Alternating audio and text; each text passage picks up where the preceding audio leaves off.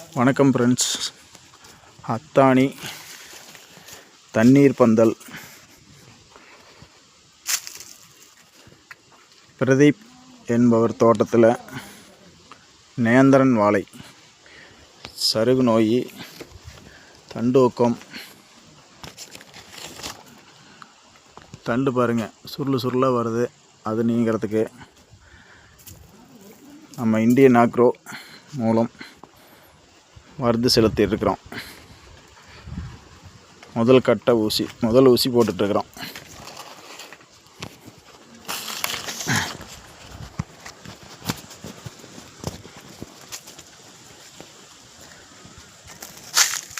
இப்போ இந்த கண்ணோட வயசு பார்த்திங்கன்னா 5 மாதம் ஆயிடுச்சு.